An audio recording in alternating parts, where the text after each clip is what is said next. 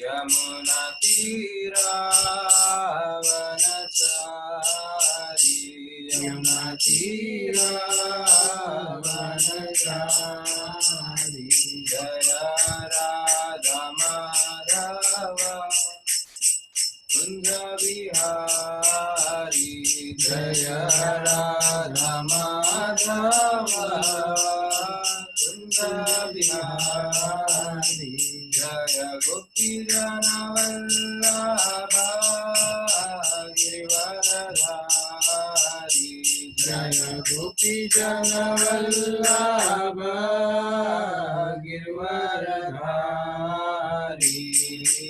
यशोदानंदन वृद्धनरंजन यशोदानंदन वृद्धनरंजन यमुनातीरावनचारी यमुनातीरावनचारी जय राधा माधव कुंज बिहारी जय राधा माधव कुंज बिहारी हरे कृष्ण कृष्ण कृष्ण हरे हरे हरे राम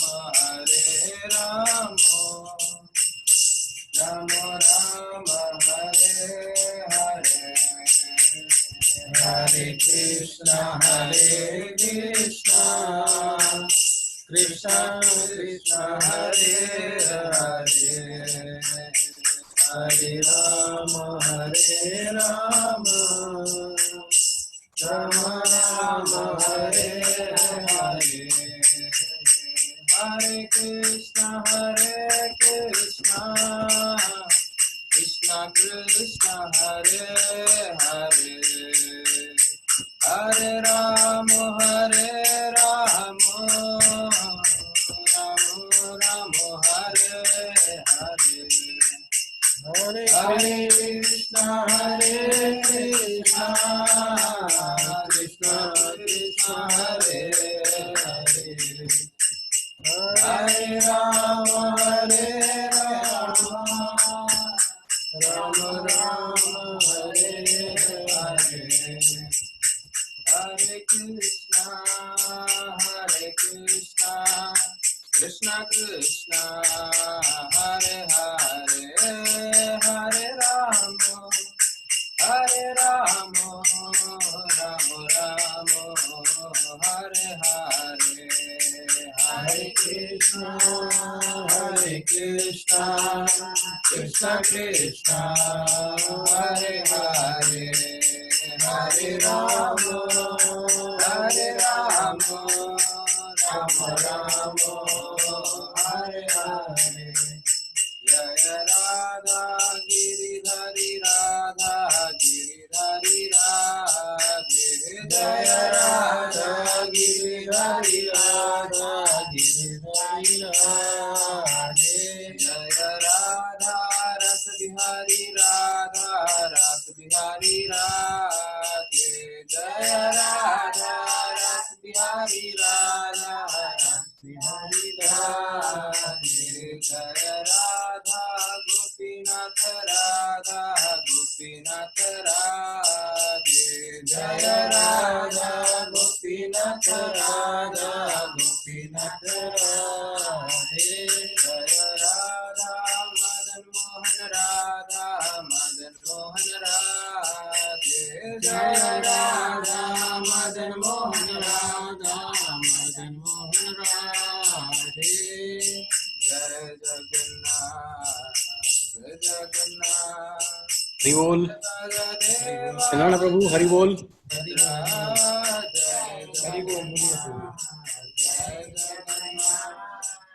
हरे कृष्णा बोलिए ना प्रभु। इस चंदना प्रभु देर प्रभु जी बोलिए।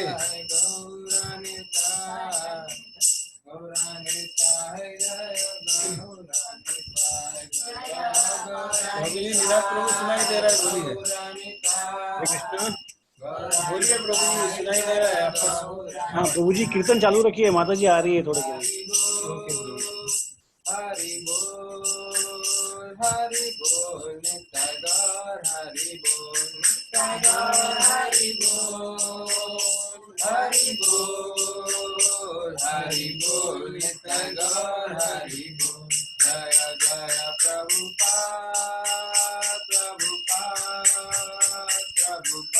जय जय प्रभुपाद जय जय प्रभुपाद जय जय प्रभुपाद जय जय गुरुदेव गुरुदेव जय जय गुरुदेव जय जय गुरुदेव जय जय गुरुदेव।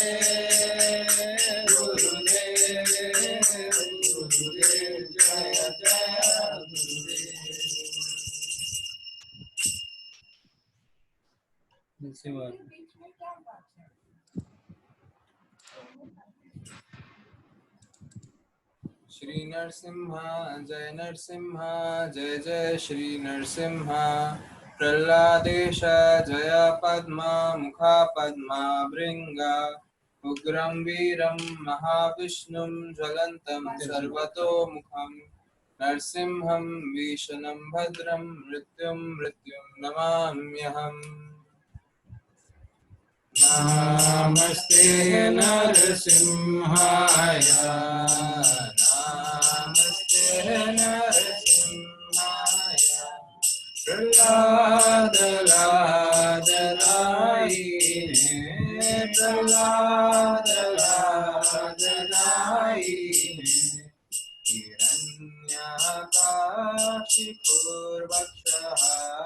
हिरण्यकाशिपूर्वक्षः शीलतङ्कानकाराये हितो नरसिंहा परतो नरसिंहा परतो नरसिंहा। यतो यतो यामि ततो नरसिंहा यतो यामि ततो नरसिंहा। बहिर्नरसिंहा हृदये नरसिंहा हृदये नरसिंहा। नरसिंहमदिं शरणं प्रपदे नरसिंहमदिं शरणं प्रपदे। तव करकमलवरे नाथा अद्भुत नृसिंह। जयिता हिरण्यकशिपु तनुभृङ्गा।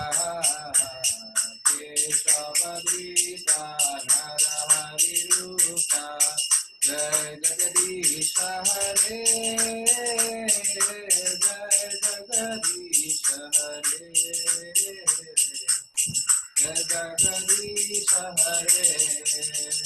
अवकर कमलवरे नाथा अद्भुत नृसिंहा।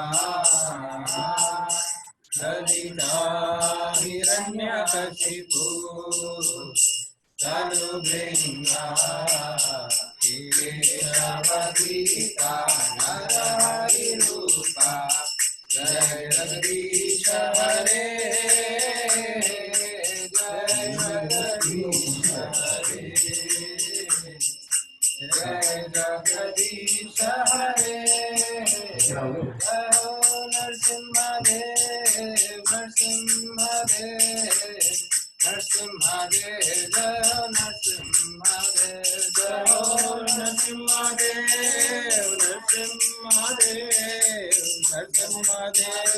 जय हो नरसिंहदेव जय हो प्रह्लाद महाराज प्रह्लाद महाराज जय हो प्रह्लाद महाराज जय हो प्रह्लाद महाराज जय हो प्रह्लाद महाराज। जय जय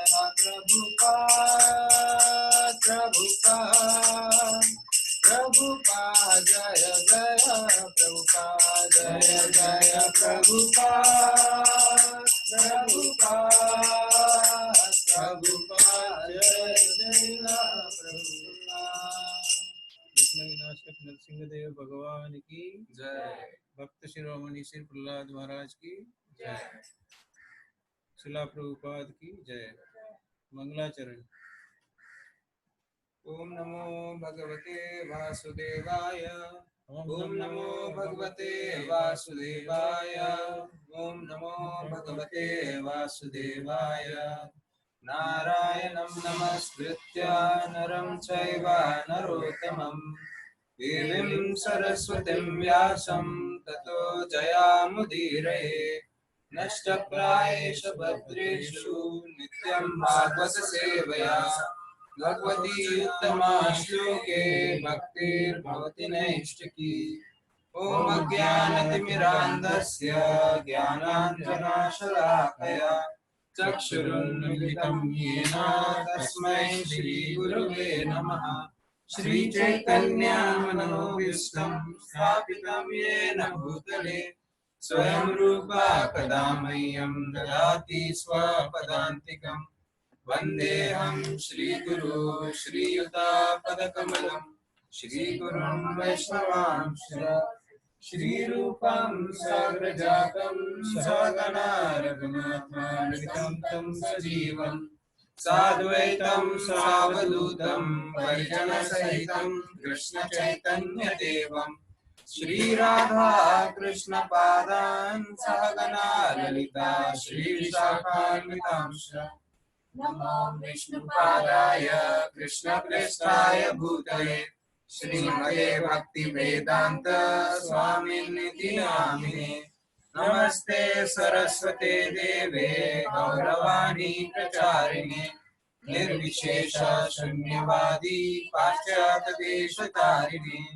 नमो विष्णुपादाय कृष्णप्रेष्ठाय भूतले श्रीमते भक्ति सिद्धांत सरस्वती नामिने। श्रीवासवानवी देवी दैताय कृपाब्धये कृष्ण संबंध विज्ञान दायिने प्रभवे नमः। माधुर्य ज्वल प्रेमाद्य श्री रूपानुगभक्तिदा श्री गौर करुणा शक्ति विग्रहाय नमोस्तुते।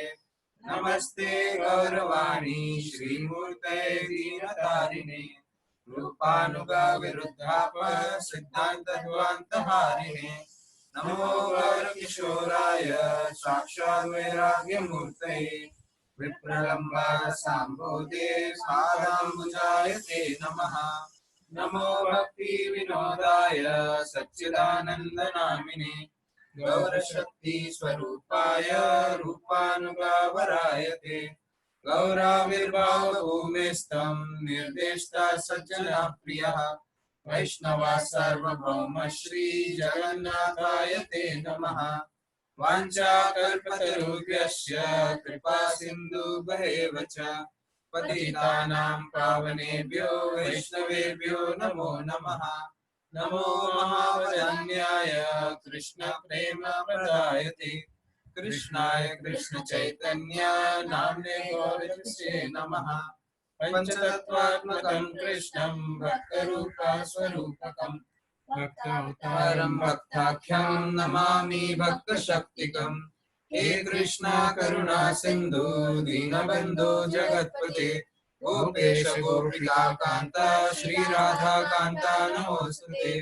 जयतां सुरदोर्गङ्गोर्महमन्देर्मतेर्गति मत्सर्वस्वापदाम्बोजौ श्री राधा मदन मोहन दिव्य वृन्दारण्यं कल्पद्रुमादः श्रीमद्रत्नाकर सिंहासनस्थौ श्रीमद्राधा श्रीलगोविन्द देवो श्रेष्ठाभिः सेव्यमानो स्मरामि।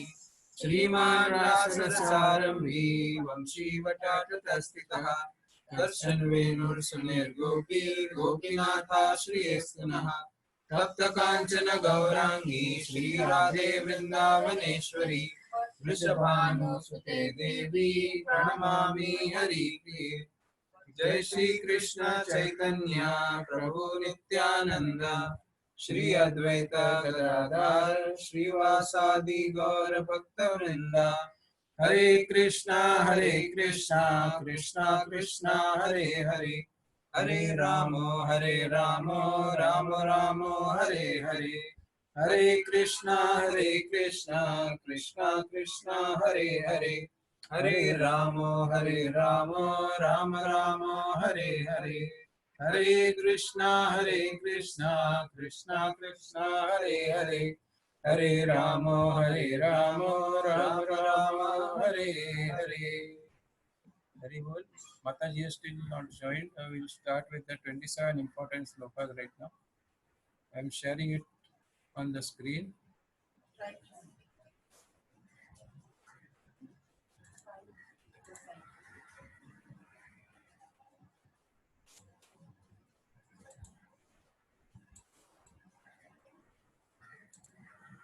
So we will be chanting all the slokas twice.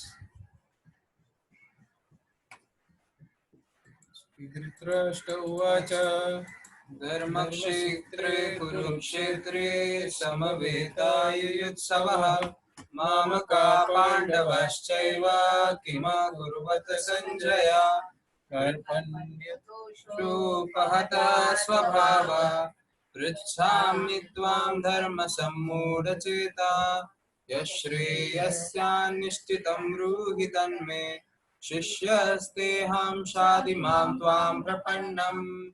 श्रीभगवानुवाच अशोच्यानन्वशोचस्त्वं प्रज्ञावादांश्च भाषसे गतासु न गतासुंश्च नानुशोचन्ति पण्डितः।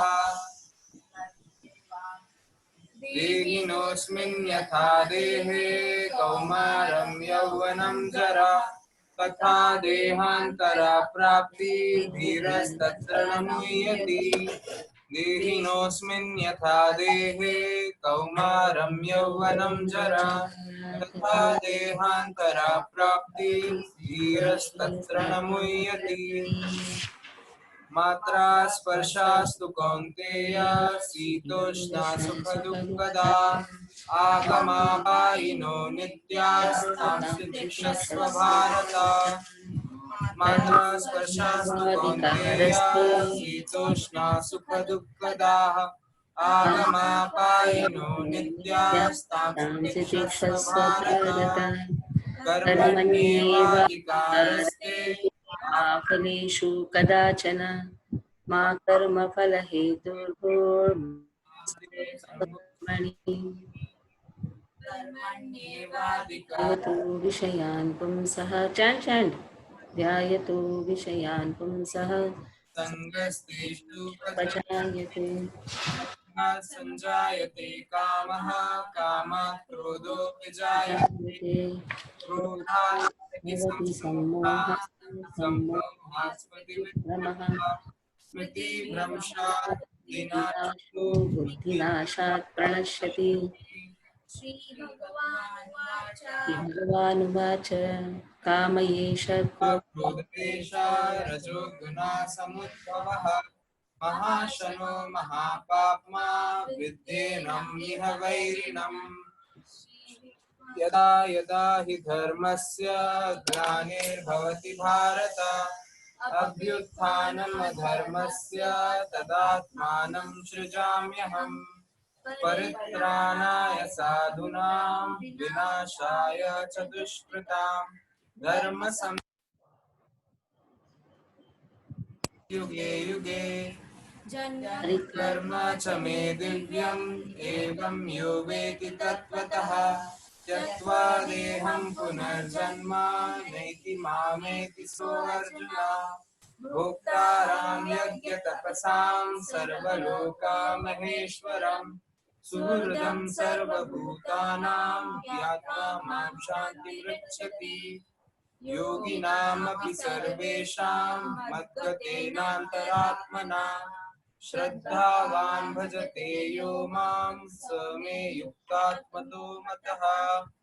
बहूनां जन्मनां अन्ते ज्ञानवान् प्रपद्यते वासुदेवः सर्वमिति सः महात्मा सुदुर्लभः। अंतकाले च मामेव स्मरन् मुक्त्वा कलेवरम् यः प्रयाति समद्भावं याति नास्ति तत्र संशयः पत्रं पुष्पं फलं तोयं यो मे भक्त्या प्रयच्छति तदहं भक्त्य उपहर्तम् अश्नामि प्रयतात्मनः अहं सर्वस्य प्रभवो मतः सर्वं प्रवर्तते इति मत्वा भजन्ते मां बुधा भाव समन्विताः मच्चित्ता मद्गतः प्राणा बोधयन्तः परस्परं कथयन्तश्च मां नित्यं तुष्यन्ति च रमन्ति च तेषां सततयुक्तानां भजतां प्रीतिपूर्वकम् ददामि बुद्धियोगं तं येन मामुपयान्ति ते तेषामेवाहम् अज्ञानजं तमः नाशयामि आत्मभावस्थो ज्ञानदीपेन भास्वत श्रीभगवानुवाच मय्यावेशमनो ये मां नित्ययुक्ता उपासते श्रद्धया मयोपेतास्ते मे युक्तात्मा मतः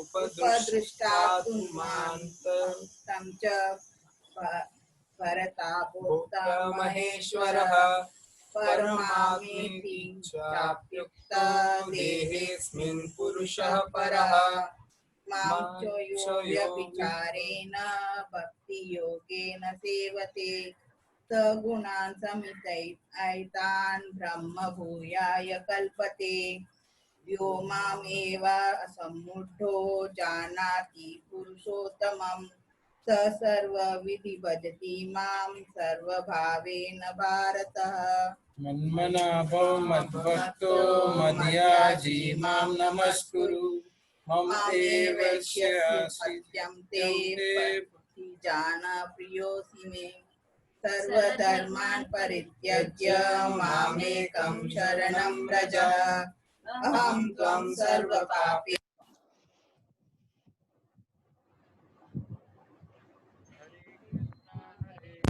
सर्वधर्मान् परित्यज्य मामेकं शरणं व्रज अहं त्वां सर्वपापेभ्यो मोक्षयिष्यामि मा शुचः. So every week we can have this chanting of these 27 shlokas with, like, one of you can chant. Next week maybe Nitra Mataji can start. Other next week Ritu Mataji can have. So that confidence can come. Anyhow, my mic will be on.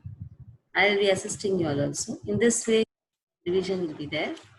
And you will have that confidence also. The confidence to chant the verses. Because Bhagavad Gita knowledge is not from outside to inside. It is already there. Because when Krishna speaks Bhagavad Gita, everybody is hearing. We were in what form, we don't know. But when Krishna has spoken Bhagavad Gita, every one of us have heard it. But we don't know. We have forgotten. This knowledge we have forgotten. Krishna is remembering everything. That is how the knowledge is there within. It has just to be brought out. So the language, Bhagavad Gita language is Sanskrit. It's not, it is a Daivi language. It is not that long language of this material world. That is why in the initial stage it becomes very difficult because we feel it's a foreign language. Actually, it's not a foreign language. What language we are speaking is actually foreign language. What language in which mother's womb, in which language we are born, that is a foreign language. But Sanskrit is not a foreign language. It is Daiva language, Daiva Bhasha. So anyhow, till last week we had done 23rd and 24th verse. That is, soul cannot be cut, soul cannot be burned, soul cannot be moistened, and soul cannot be dried. It is eternal, traveling in all types of body, with fixed form, fixed qualities.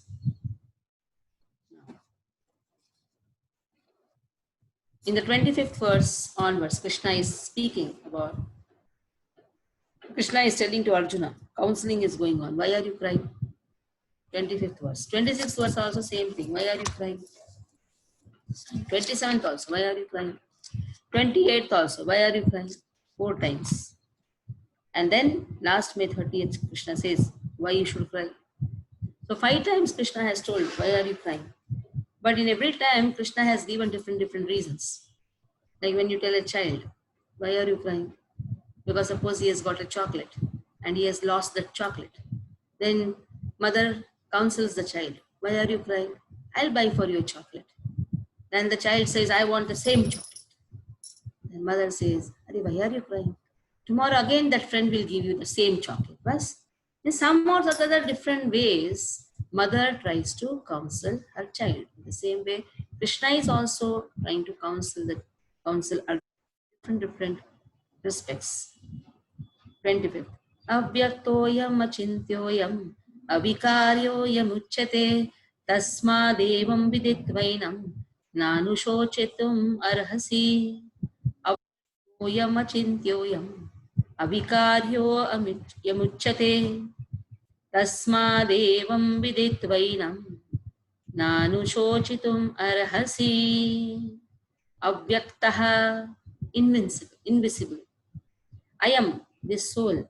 I am enam, sharirinaha, dehinaha. Last time we had discussed. They all refer to soul. Avyakto, I am. This is avyaktaha, invisible. Achintyaha, inconceivable. We cannot see the soul. Arjuna is telling, how can I kill my grandfather? How can I kill my relatives? How can I kill my teacher? So Krishna is telling the soul is invisible. You cannot see the soul. You cannot even understand what is soul. And avikaryaha, the soul is unchangeable. It cannot be cut into pieces, nothing. It's the same. The previous 2 verses, the soul is unchangeable. I am. So, tasmad, when soul is invisible, inconceivable, and then unchangeable, why are you crying for this body? The soul is just occupying this body. The soul is not dying. Then why are you crying? The purpose Srila Prabhupada writes, the magnitude of the soul is so small for our material calculation that he cannot be seen even by the most powerful microscope. Therefore, the soul is invisible. As far as the soul's existence is concerned, no one can establish his existence experimentally beyond the proof of Vedas. We have to accept this truth. When somebody says, show the soul, it will be blank. We cannot show, but the proof is there. How Shrutis speak about it. Experimentally, we can understand the presence of soul because of the presence of consciousness in the body. The consciousness is a symptom of the soul.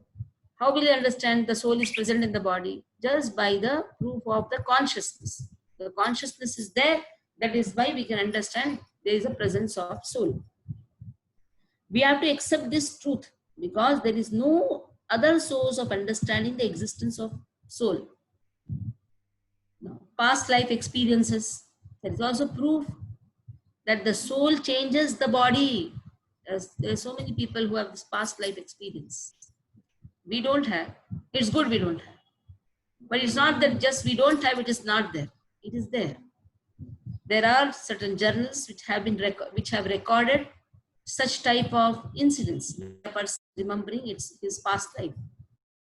So that past life experiences makes us understand that the soul travels from one body to another body. And there are many things we have to accept solely on the ground of superior authority. No one can deny the existence of his father based upon the authority of his mother. Mother has told this person is father, then immediately we have accepted that person is father. Even if we try to research out, it is going to be a tedious research, but the conclusion will be the same. Yes, this person is my father. Just because our mother has shown that this person is your father, we accepted it. In the same way, when the Vedas have spoken about the existence of the soul, Vedas means Shruti, Shruti means mother. When the mother has spoken about the existence of soul, existence of God, we just have to accept. Because there is no other source to identify the existence of the Father. Similarly, there is no source of understanding the soul except by studying the Vedas. In other words, the soul is inconceivable by human experimental knowledge. There is no subject in the school which teaches about the soul. The subject which teaches about the existence of soul is Vedas. That is why Vedic knowledge for the children is very much important. If you don't give Vedic knowledge, this material knowledge will not teach. It will teach about the body, about the maintenance of the body, and all these things will be taught, but not about the soul. That is why very important is to teach the Vedic knowledge to the children. Then comes the question of how to tolerate, and then how to have a strong mind, strong intelligence, and strong spiritual life. That all will happen only if the Vedic knowledge is given. The soul is consciousness and conscious. So what is soul? Soul is consciousness, and soul is also conscious. That also is a statement of the Vedas. Yet we accept that. Unlike the bodily changes, there is no change in the soul. As eternally unchangeable, the soul remains atomic in comparison to the infinite Supreme Soul. The Supreme Soul is infinite, atomic soul is infinitesimal. Therefore, infinitesimal soul, being unchangeable, can never become equal to the infinite soul or the Supreme Personality of God. This concept is repeated in the Vedas in different ways just to confirm the stability of the conception of soul. The repetition of something is necessary in order that we understand the matter thoroughly without error. So when there is a repetition of a subject, that repetition is not to increase the volume of the book. Because in our examination, in the economics paper, I still remember, I asked my sir how to get highest mark. He said, go on repeating whatever you have written in the first paragraph.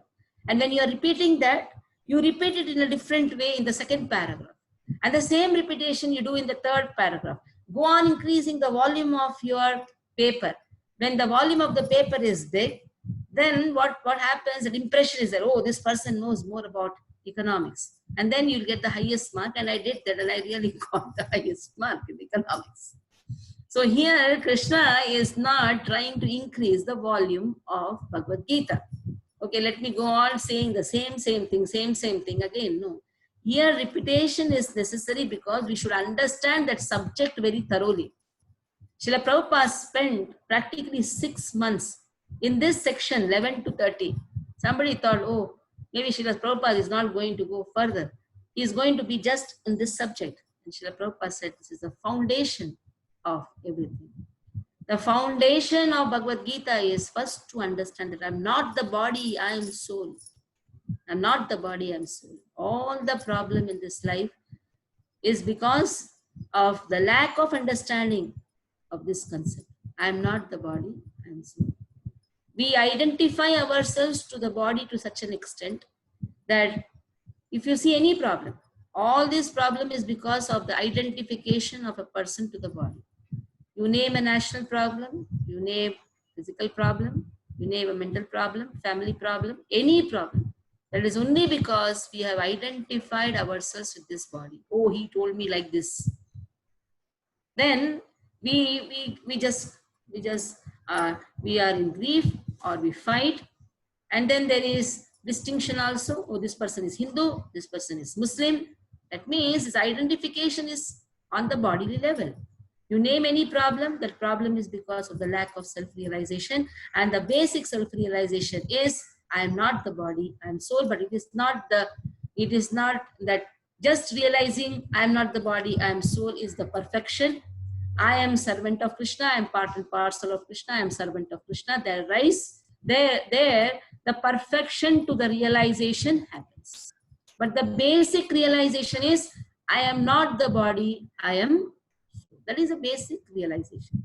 So to make us understand this subject, that I'm not the body, I'm soul, Krishna went on repeating the same thing. That body anyhow is perishable, but soul is imperishable.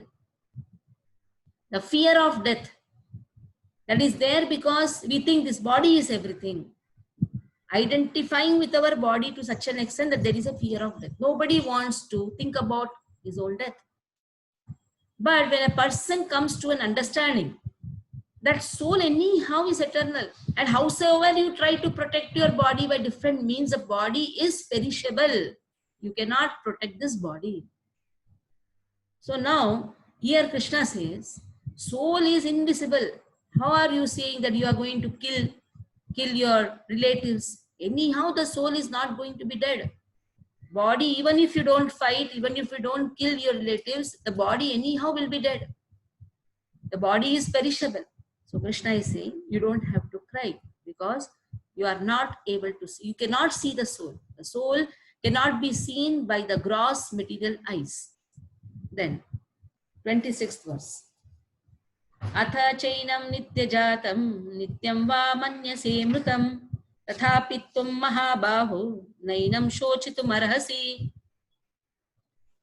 Okay, let us consider, according to you, if you think soul is only body or body is only soul, then like this is a wrong concept or atheistic concept. Krishna intentionally speaks about the wrong understanding about the soul. Then Krishna says, Atha chainam. If, however, we accept that soul always is born and then mrutam is dead, and then tathapi, if you think that the soul is born and the soul is dead, but you are Mahabahu. Mahabahu means you are mighty armed one. Here Mahabahu refers to one who is a follower of the Vedas. And Vedas clearly speak about the eternity of the soul. But oh Mahabahu, if you are not understanding the proper concept of the soul, and if you are thinking that the soul is born and the soul is dead, you are speaking like Lokaitikas and Vaibhashikas, are wrong atheistic philosophies. Even then, why are you lamenting? Soul is born, soul is dead. Again, soul is born, soul is dead. Why are you lamenting? That in the next life, I will be incurring sin. Which is that I there? If I kill my people, because sins will be incurred. That is what Arjuna gave an excuse in the previous chapter. Why are you asking me to kill my own people? I will be incurring sin. That means we are taking the sin in the next lifetime. Who is it I then? According to you, if the body itself is a soul, the body is born and the body is dead. Kadam. Again, when body has to be born, body is born, body is dead. But then, where is the question of you taking that sin in the next life? For you also the same thing. Body is born, body itself is the soul. And body is dead. Once you are dead, where is the soul? Where is taking the sin in the next lifetime? So you don't have to cry. Even if you are lamenting with a wrong understanding about the soul, and if you are taking a wrong philosophy, even then also you don't have to cry. In the right philosophy also you don't have to cry, because soul is eternal. Soul is never killed. Soul only takes different bodies according to the karmas he has taken. But then, even if you take a wrong philosophy, there is a class of philosophers almost akin to the Buddhists who do not believe in the separate existence of the soul beyond the body. When Lord Krishna spoke the Bhagavad Gita, it appears that such philosophers existed. They are known as Lokaitikas and Vaibhashikas. Such philosophers maintain that life symptoms take place at a certain mature condition of material combination. And they give example like you take a betel nut, pan, automatically redness comes. In the same way, this body automatically, when it is there in the womb, automatically consciousness comes. So there is nothing like there is a soul. If the body, all the material elements, they combine, and automatically there is a development of consciousness at a particular time. They are very much like the Buddhists. They don't believe in the existence of a separate soul. Shunyavad. They don't have the separate existence of the soul. That is why you see there are many abortion cases also. These abortion cases, doctors are not, they abort. They are not worried. For them, oh, now the baby is small. Now still that consciousness level is not there. We can abort the baby. But then you are not allowing the soul to take that opportunity of existing in that body or using that body. Who are we to kill the child in the womb, thinking that, oh, 4 months still abhi kya chota sa fetus, it's so small thing, just cut that, kill it. That means that existence of soul, that knowledge is not there. The knowledge is not there. So here it is said the same thing. Modern material scientists and the materialist philosophers, they also think similarly. What they think? Symptoms take place at a certain mature condition of material combination. It's only a material combination, and the symptoms of existence will come only after some time. Like in the 5th month, the doctor says, now there is some movement. Till that time, there is only a combination of material elements. And that a symptom of existence can only occur only after some time. According to them, body is a combination of physical elements. At a certain stage, life symptoms develop by interaction of physical and chemical elements. The science of anthropology is based on this philosophy. Currently, many pseudo-religions now becoming fashionable in America are also adhering to this philosophy. They are known as non-devotional Buddhist sects. Even if Arjuna did not believe in the existence of soul, as in the Vaibhashika philosophy, there would still have been no cause for lamentation. No one laments the loss of a certain bulk of chemicals and stops discharging his prescribed duties. On the other hand, in modern science and scientific warfare, so many tons of chemicals are wasted.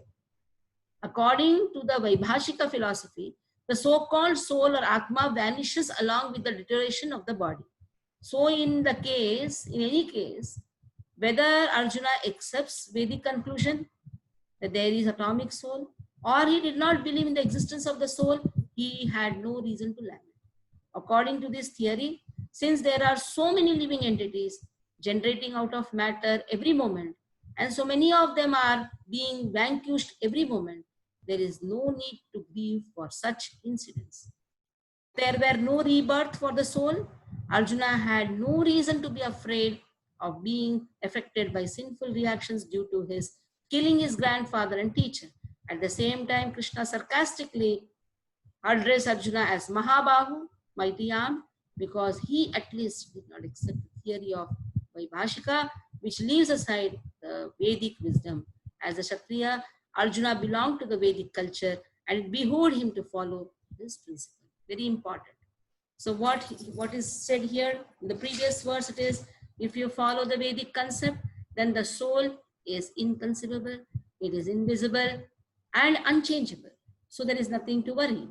And if you don't believe the existence of a separate soul, and you consider this body itself to be the soul, then you don't have to worry, because it is just the body is born, then the body is dead. Then anyhow, there is a combination. The body is just a combination of some physical and chemical reactions, and because of the physical and chemical reactions, in one stage there is some consciousness produced, and then after that the body is lost. So then why to lament for the loss of the elements? It is just a combination of elements. And why should you worry for taking the sins in the next lifetime? Why are you crying that I will be incurring sin?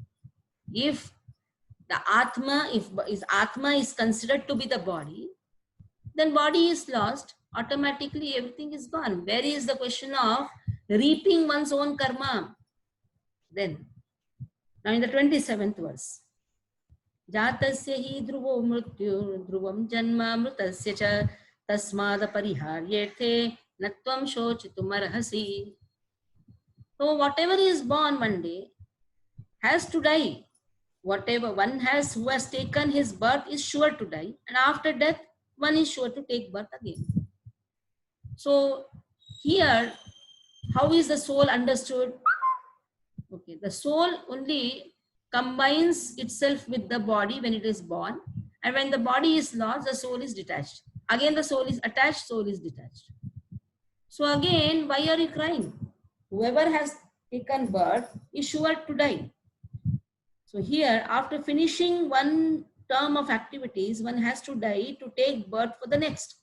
In this way, one is going on through one cycle of birth and death, after another without liberation. This cycle of birth and death does not, however, support unnecessary murder, slaughter, and war.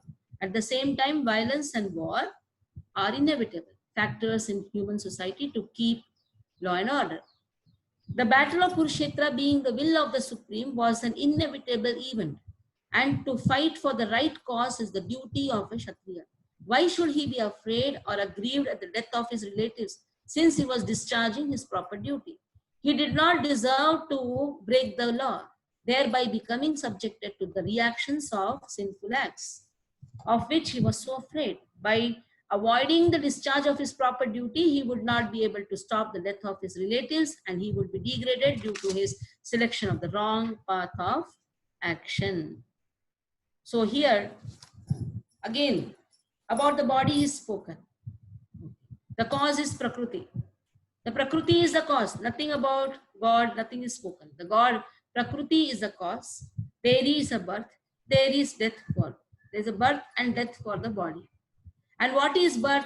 Combination of Atma with previously non-existing senses and body.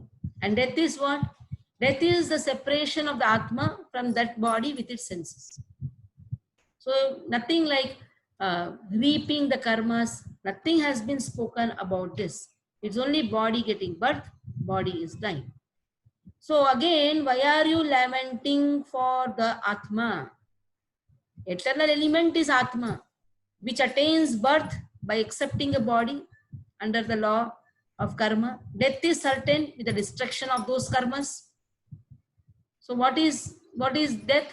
Once the karmas are over, death. There is a death. After death, birth is there. And the birth is there because of previous karmas. Even if you take the karmas into consideration, then again there is a birth. So this is impossible to avoid. Apariharye. Apariharyerthe. Apariharyerthe means there is a birth, there is a death. We are performing the karma, then according to next lifetime you are getting a body. Then again you are getting that type of body. Again, after performing the karmas, after the karmas are reaped, again the body is destroyed. But some karmas are again added up. Again you get another body. That means, why are you trying? This anyhow, this Atma is eternal, and there is a birth, there is a death, and all these things are always happening. So you don't have to cry. So if you decline to fight, then what will happen? If you say I'll not fight, the people will die with the exhaustion of, once their karmas are exhausted, people will die. But what will happen to you? You will be deviated from your duty. Okay, for them it is not going to matter. But you are not performing the duty which you have to perform. Everybody has to perform their karmas. You are not performing your karma, but they will anyhow. They will die after their present karmas are exhausted. Once when they have done their duties, their present karmas are exhausted, they will die. They will give up the body. But what about you? Your dharma is to protect the harmful people, the one who are in misery. So Kshatrayate he Kshatriya. You are a Kshatriya, but you are not doing your dharma. So naturally, you will be deviated from the path of action, and in this way, you will be taking a wrong path of action. You will be selecting a wrong path of action. You are a Kshatriya. You are bound to protect the people from harm. So, in the 28th verse, again Krishna says, Avyaktadini bhutani vyaktamadhyani bharata avyakta nidhananyeva tatraka paridevana. Avyaktaha dini bhutani. So in the beginning, something is unmanifested. In the beginning, and in the middle, Vyakta Madhyani, in the middle it is manifested. Then again, in the end, when it is vanquished, it is again in the unmanifested form.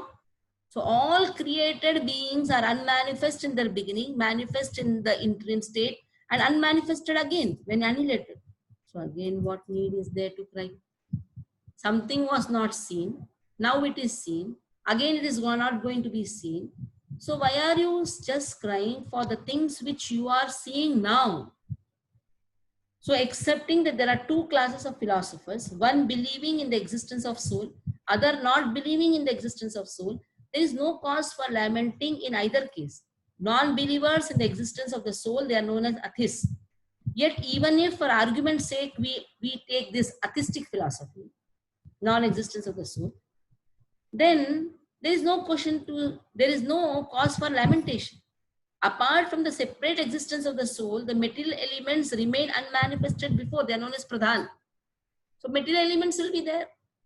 Now it is taking some form, like you have a pack of cards. It took a form when you put it in a proper order. Previously also it was there. When that form is destroyed, that thing will be there. The cards are not destroyed. The cards are not destroyed in the beginning stage. It is as it is. Afterwards also it will be as it is. But in the middle, you are giving certain shape to that cards. You're just giving a shape.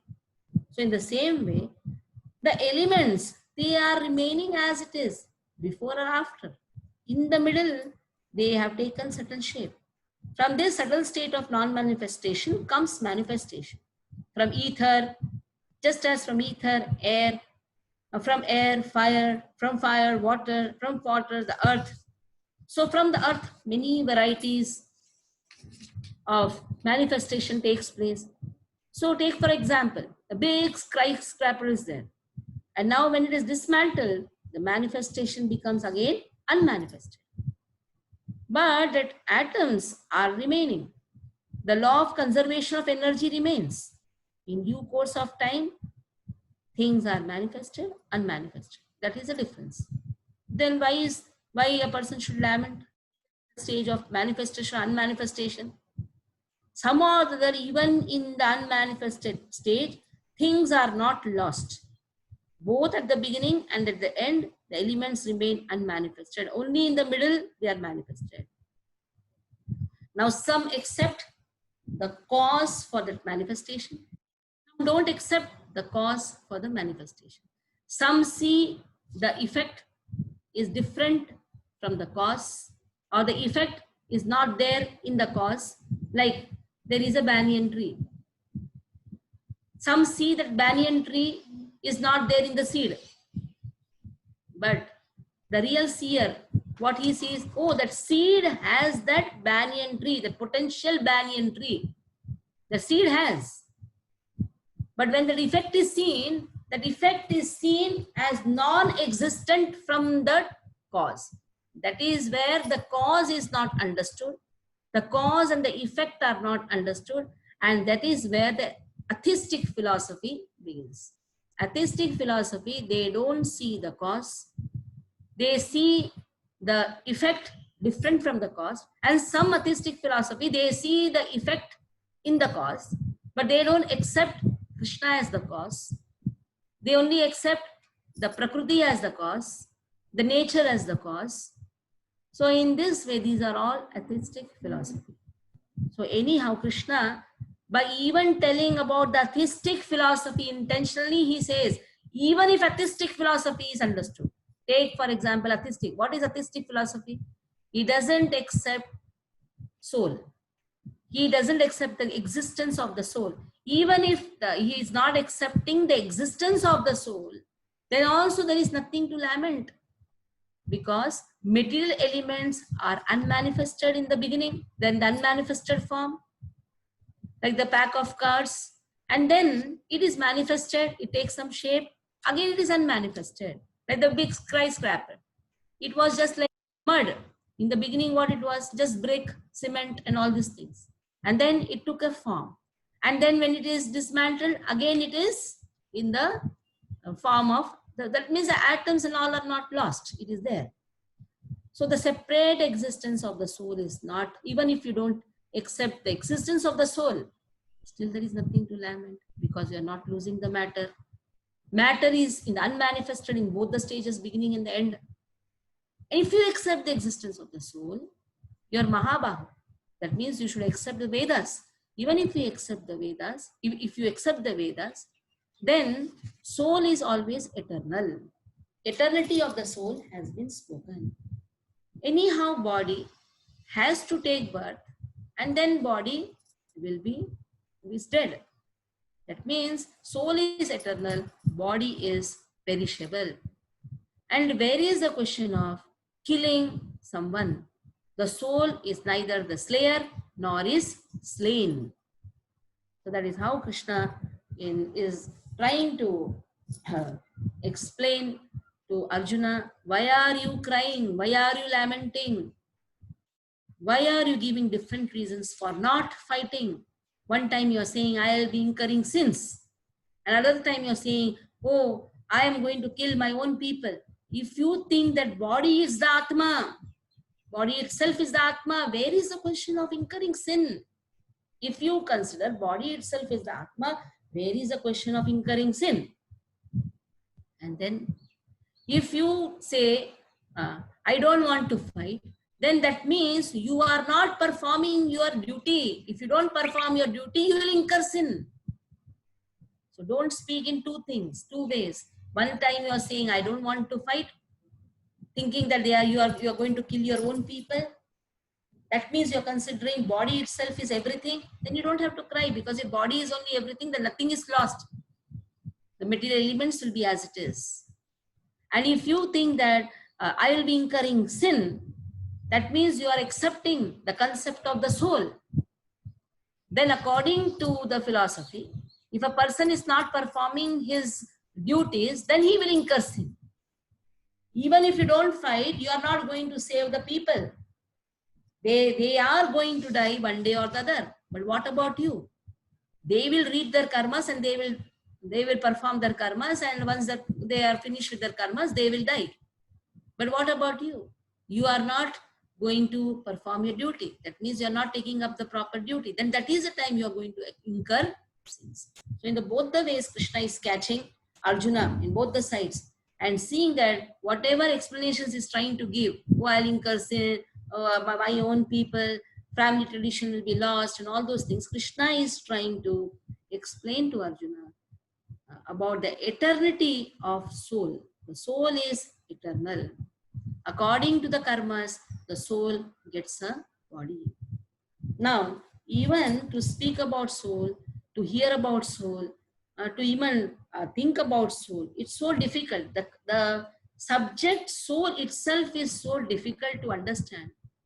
It's not so easy, because even after hearing also, oh, I'm not the body, I'm soul. Even after hearing this 10 times also, it is not so easy to attain self-realization. It's not so easy. Because somebody says something to us, something happens to our body, something unfavorable situations happen, immediately one is affected. That state of self-realization is very difficult to attain, even after hearing the subject 100 times also.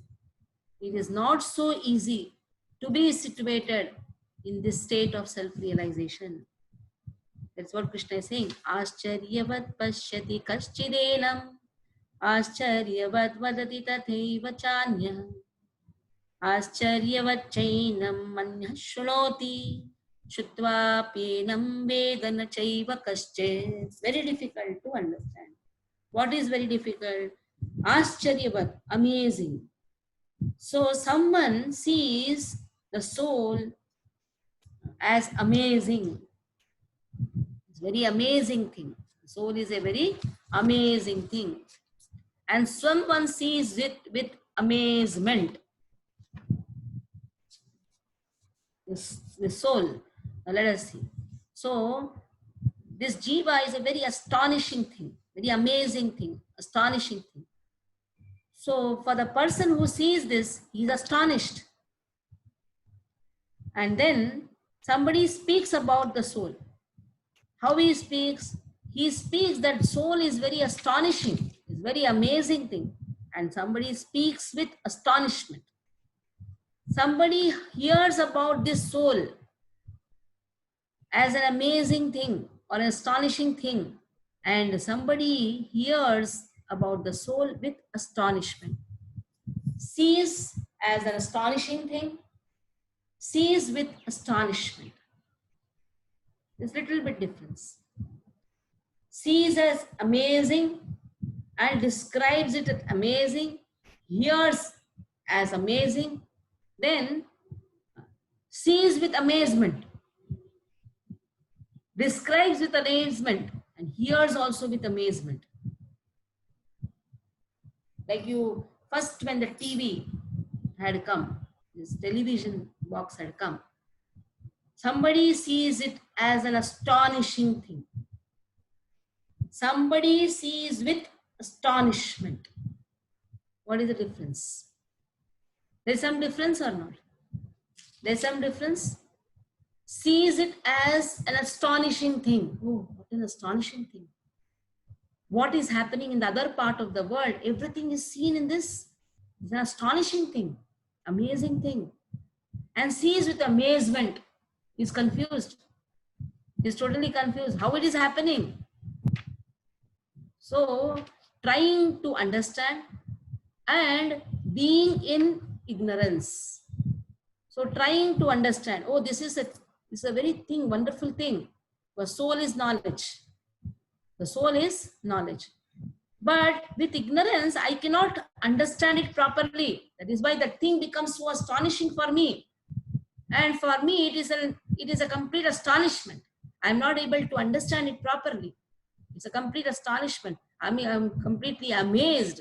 Or sometimes it can also we can understand that seeing the glories, one is amazed.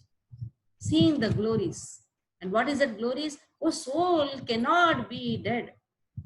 It is such an amazing thing. And looks with complete amazement. What a wonderful thing. So in this way, this is just a jugglery of the words. But the whole thing is, soul, the concept soul, is not so easy to understand. It's completely an amazing thing. Even though occupying a body, even though being in the body, the real nature of the soul is untouched by anything. It's untouched. At the level of the soul, there is only a desire, but the activity is done by the body. And the permission is given by Lord. So all these things are so amazing. Gita Upanishad is largely based on the principles of Upanishad. It's not surprising. Even in the Upanishad, Katha Upanishad, this has been given. Shravanayapi bahubi yo nalabhyaha shravanopi baho yam navidyuhu ascharya bhakta kushalo asya labdha ascharya gyata kushalo anushitstaha. So the fact the soul is within the body of a gigantic animal. How is it that the big animal also there is a soul? In the microorganisms also there is a soul. In the big banyan tree there is soul. Then in the germs also there is a soul. Human body there is a soul. So men with poor fund of knowledge who are not austere, for them this is a wondrous thing. They cannot understand also. They look with amazement. Something is amazing. At least somebody in austerity, they can understand this is very amazing. Looks with amazement, hey, what is this? That means he is not having that much austerity and he is not understanding this very poor fund of knowledge. He cannot understand this wonders of that individual soul, spark of the spirit. Like we know, there are 84 lakh species. How is it that the soul is traveling from one body to another body, another body, another body? And at last gets a human body.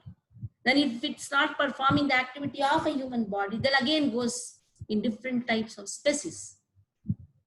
How these different bodies are acquired, And how is it that in every body, again, it is trying to adjust to the particular situations which has been given? It is completely an astonishing thing. So owing to a gross material conception of things, most men in this age cannot imagine how such a small particle can become both big, so great, and so small. So men look at the soul proper as wonderful either by constitution or description. So in this way here, some people who are inclined to hear about the soul may be attending lectures in good association, but sometimes owing to ignorance, they are misguided by acceptance of the super soul and atomic soul. As so, there may be so many satsang programs may be happening, so many associations. You cannot call it as a satsang, but if the concept of soul and super soul, the distinction between soul and super soul is not given properly, then there are so many Mayavad philosophers, they are also doing so-called satsang programs, and then the distinction is not understood. And in this way, there is a wrong conclusion that the soul is only super soul. So it is very difficult to find a man who perfectly understands the position of super soul. The super soul is infinitesimal and the soul is the super soul is infinite and the soul is individual soul is infinitesimal. It's more difficult to find a man who has actually derived a full benefit from the knowledge of the soul and who is able to describe the position of the soul in different aspects. But if somehow or the other one is able to understand the subject matter of the soul, then one's life is successful. That means attaining self-realization, understanding that I am not the body, I am soul. But this understanding will not accomplish perfection if we don't understand I am servant of Krishna. That is why just trying to understand I'm not body, I'm not the body, I'm soul. There are so many people. Gyanis are working day and night to understand this. Yogis are doing so much of tapasya just to understand I'm not the body, I'm soul. They practically incur lot of difficulties to their body. They're trying to incur so many difficulties. They will be taking some sannyas, so-called sannyas. They'll be trying to pluck their own hairs. They're just walking around. They don't even take bath also. But so much of austerity they do. They get some benefit, no doubt. Even it is not so difficult to come out of karmas, so-called karmas. According to them, giving up karma is austerity. Because giving up duties is austerity. So they give up all those things and they try to take up some type of renunciation. That is also an austerity only. So the benefit is given. Some benefit is there, no doubt. Some can have some type of siddhis. There are so many jnanis, they are trying to do this type of austerity. They go to the Himalayas, they just remain nude, just apply some ashes. They're all in the procedure of understanding, I am not the body, I am soul. So in that course, what happens? They get some siddhis. They can become lightest of the lightest. They can become, they can float in the air. They become Aghori Babas. They can remove some lingas. They can remove some vibhudis. Some type of chamatkars they can do. All this mysticism they are able to do because that austerity will anyhow give them some benefit. Krishna is seeing, oh, he's coming out of all these attachments. For them, what is austerity? Coming out of attachment. They are trying to come out of all the attachment, family attachment, that attachment, money attachment, house attachment, trying to come out. Just to understand, I am not the body, I am soul. So much of austerity they have to do. But it becomes very easy for a devotee if he is sincerely following the rules and regulations given by our acharyas. The most easiest path to attain self-realization is just follow whatever our acharyas have given and just follow bhakti. The devotional service, in the devotional service, whatever rules and regulations have been given, that is chanting of the holy name. This chanting of the holy name itself is enough to understand, I am not the body, I am soul. Why to understand this thing?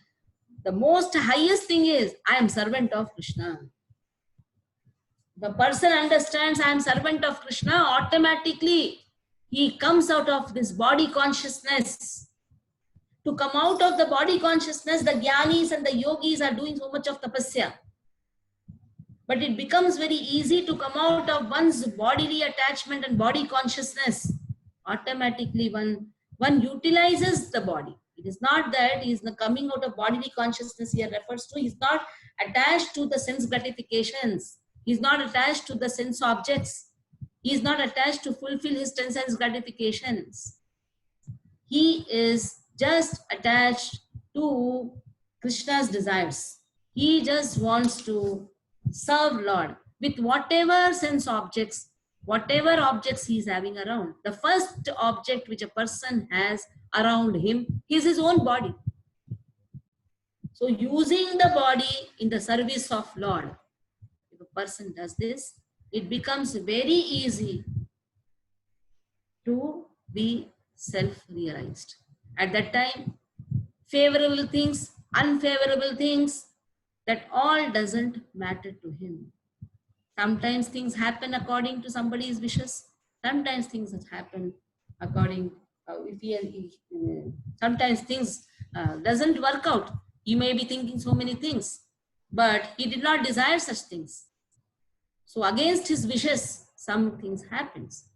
But still, he is very peaceful.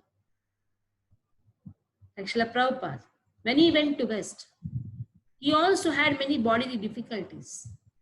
But such bodily difficulties did not become an impediment to him in the path of devotional service. So devotional service is the only means to attain real self-realization. Or just trying to realize I am not the body, I am soul. That is not the perfect self-realization. Because of that, just trying to understand I am not the body, I am soul. Then we'll try to destroy our own body. So destroying the body or getting attached to the body, both are wrong. Because attachment and detachment to a thing which is not ours, that is foolishness. If you are attached to the body, again that is foolishness. If you are detached to the body, that is also foolishness. Utilizing the body in the service of Lord, who is a real proprietor of the body, if that is understood, that is bhakti. Bhakti is first understanding who is a real proprietor. Who is the proprietor of matter? Who is the proprietor of the soul? The real proprietor is Krishna. So if we understand that Lord is the proprietor, then automatically there is no question of attachment and there is no question of detachment. Like Arjuna says, I do not want to perform this activity. I just want to go to the forest. I will be doing some begging profession. That means he is trying to detach. This detachment is also wrong. You cannot just detach yourself from your activities or from your duties. Detachment is also wrong. Attachment is also wrong. Utilization is only right principle. How to utilize the given circumstances, how to utilize the things, whatever facilities I have been given. If somebody has got a talent, how to use like that talent. Everybody has got some talent or other. How to utilize those things, whatever I have got. And whatever that has been got also, it is because of the purva karma. But any of the things, whatever I have got, should not become an impediment in the path of my devotional service. That should be used, in fact, in the path of devotional service. Then Krishna says in the last verse, that is 30th verse, for this section, Dehi nityam avadhyoyam, Dehi sarvasya bharata, tasma sarvani bhutani, natvam shochitum arhasi. Dehi, soul. Soul is nityam. Last conclusion. Don't cry. Soul is nityam. It cannot be slain. Dehi is eternal. The soul is eternal. Cannot be killed. So Dehi, the owner of the soul. I am this soul in the body. Sarvasya. So this, the soul which dwells in this body can never be killed. Tasmat sarvani bhutani. So you don't have to grieve for any living entity. Natvam shochitam arhasi. So do not cry. Soul cannot be killed. 4 reasons had been given why he should not cry. Don't cry 4 times. And last now Krishna says that soul cannot be killed. Why then a person should cry? Nattam shochitam arhasi. Now Krishna has concluded this chapter of the instructions of immutable soul. And in describing the immortal soul in various ways, Lord Krishna establishes soul is immortal, body is temporary. Kshatriya, as a Kshatriya, he should not abandon his duty out of fear that his grandfather Bhishma, Drona will die in the battle. On the authority of Krishna, one has to believe that there is a soul different from the material body, not that there is no such thing as soul, or that living symptom develops at a certain stage of material maturity resulting from interactions of chemicals. Though soul is immortal, violence is not encouraged, but at the time of war, it is not discouraged. When there is actual need for it, the need must be justified in terms of the sanction of the Lord and not capricious need. So Krishna, even in the time of Krishna, there were Buddhist people, the Buddhist philosophies existed. Not Buddhists were there practically, but Buddhist philosophy. This philosophy is akin to the Buddhists, Lokaitikas, Vaibhashikas. Such type of people also existed who did not believe in the existence of the soul. For them, everything was the body. Body is everything. Body is only soul. Even if such type of conclusions are also taken, wrong conclusions, atheistic philosophies are also taken, who do not believe in the existence of the soul, still there is nothing to lament. But according to the Vedas, and Vedas are spoken by Krishna, Paurusha, according to the Vedas, the existence of the soul is there, and this existence is eternal. So there is nothing to lament. So just imagine in 20 verses, 11 to 30. How many verses are there? 11 to 30. How many verses are there? 20 verses are there. Practically in 20 verses, Krishna has again repeated the same thing. That body, there is a change in the body. Even body undergoes different changes. Dehinosmin yatha dehe kaumaram yauvanam jara tatha dehantara prapti dhirastatra muhyati. The body undergoes changes. And when there is a change from one body directly to another, when it is unfit to stay, then what happens? Dehantara. There is another type of body which is taken.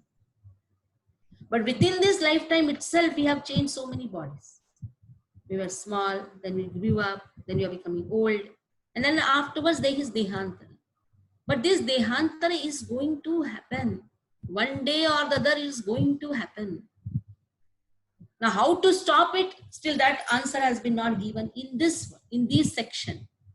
This is just a Sankhya Yoga to understand what is the difference between the body and the soul. Howsoever we try to protect the body by eating the best, by doing so much of pranayam, by increasing our life duration, because the life duration is dependent on the breath, how much breath we take, how much the count of breath.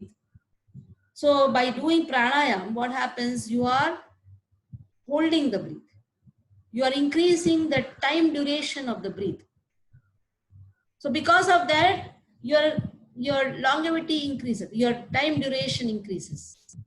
That is why it is said, when you go near nature, when you stay with nature, when you are free from anxiety, your 10 years of your life has increased. What is the 10 years of your life? Your breathing timings is now long. From one breath to another breath, there is a nice time is there. But in anxiety, you see, it's a heavy breath. When a person is in pressure, blood pressure, his pressure is high, then what happens? He breathes very fast. So whatever he had to live for 10 years more, he will die more fast. That is why one should not be in anxiety. He said one should not be anxiety. One should live with nature. One should live with cows. One should do yoga. One should prana. Why? That is just to increase the time duration of the breaths. But howsoever you do, whatever you do, maybe you can increase till 150 years or 200 years. But in this Kali Yuga, not more than 100 years.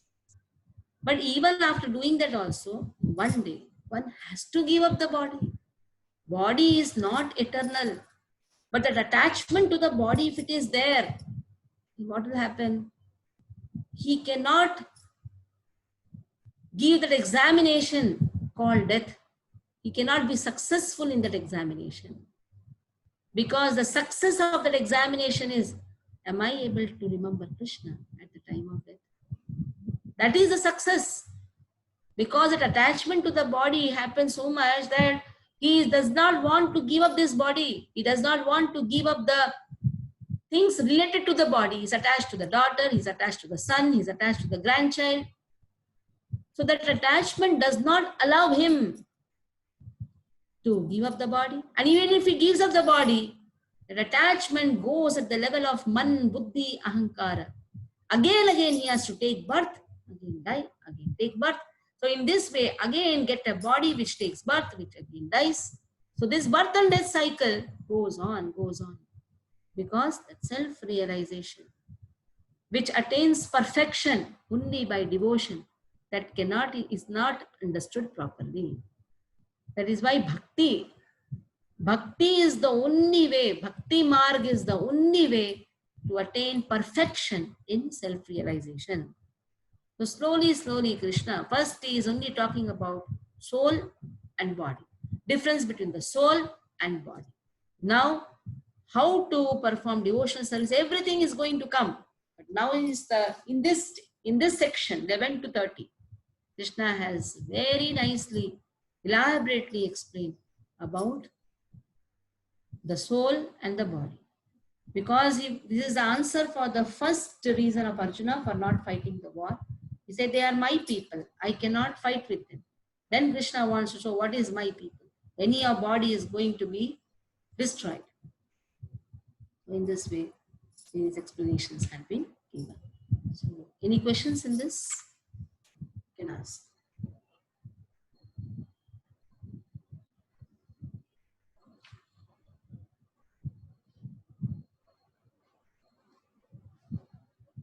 So we have Radhashtami on Wednesday.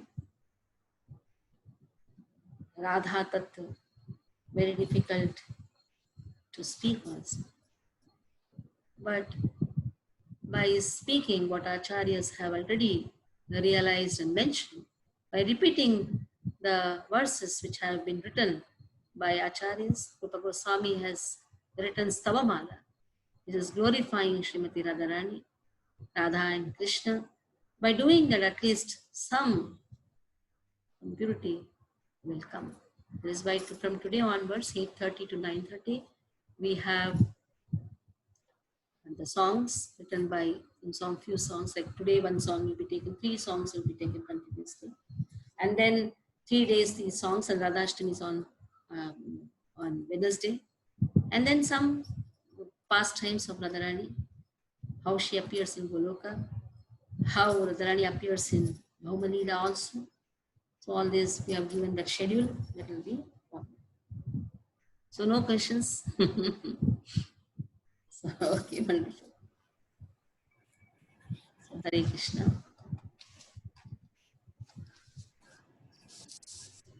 Hare Krishna. Ending the call for the day. Hari Bol.